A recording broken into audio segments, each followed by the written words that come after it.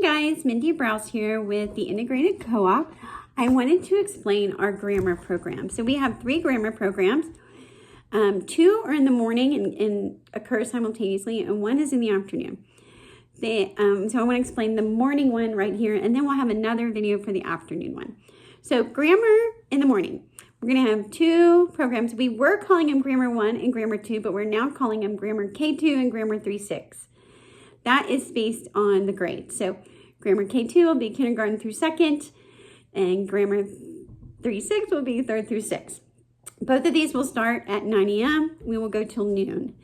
We will meet about 8:40. We'll start arriving, and the parents who are teaching will go set up, and the other parents will be responsible for watching the leader's kids, and there will be a game. So we have a game coordinator role, and somebody will have an organized game for the kids to run around, or they can sit at tables and play card games. But then at 8:58, we will praise and pray, and then we'll go to class.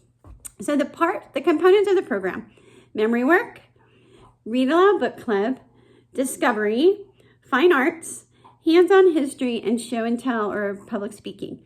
So these programs will have the same content, but they will be leveled. So the K2 program will be leveled towards those grades in 3-6. So for example, our memory work.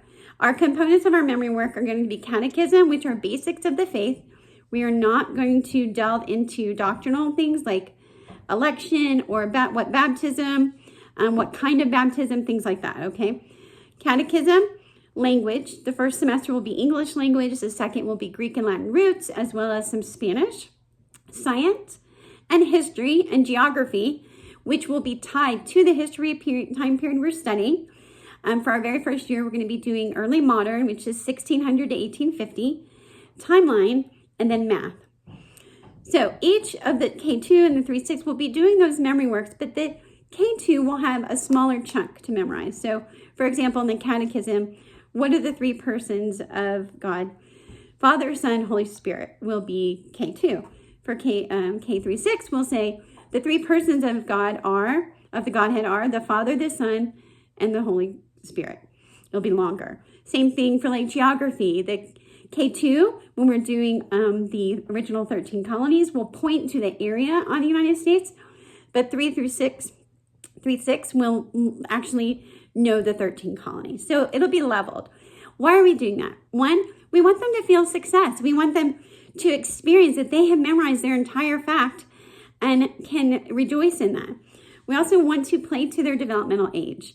So yes, they can memorize, but they need smaller chunks and let it build up. For Read Aloud Book Club, this is where the whole community will be reading the same read aloud, and we will do some fun discussion and hands-on activities related to that book. This will not be like an intense literature discussion. It's just a way to build a joy of reading. For discovery, we will be tying this to our time period. We'll be using Berean science, and the Berean science has 4 classical cycles, just like we have, because that's what classical programs do. And we will be doing this 1600 to 1850 for science. And what that does is they follow history and people who make discoveries. So as we're reading in our Biblioplan textbook for early modern, when we're in discovery, we will learn about the scientific discoveries and the people who made them. And we will do hands-on activities related to that. For hands-on history, that will be a discussion about the history that we read this week. Biblioplan has a K-6 textbook that we'll be using, and it's a chapter a week. So we will discuss what we read that chapter that week and do a hands-on activity related. And then we will have show and tell or public speaking. For K2, it's show and tell. We just want them to be comfortable speaking in front of everyone and getting comfortable doing that. K3-6 will be focusing on some real public skills, public speaking skills. The only requirements are that you do the read aloud so the kids can engage in that discussion and have them be prepared for either show and tell or public speaking. But I'm kind of strongly asking that you read the history because everything is tied to it. Oh, because we also have fine arts. So the fine arts will be tied to the history. The science will be tied to the history. The hands-on history will be tied to the history. Read Aloud is a book that is set during the time period in history. So it'd be best if you read the chapter. Now, this textbook is $50. We will be getting a co-op discount. They also have it in audiobook. We are committed to every book we choose being available in audio so that our dyslexic kiddos can access those books also. Yeah, so that is the program. For fine arts, we will rotate through poetry, art, and music. So for example, for music, we're going to learn an Iroquois lullaby when we study the Iroquois people 1 week.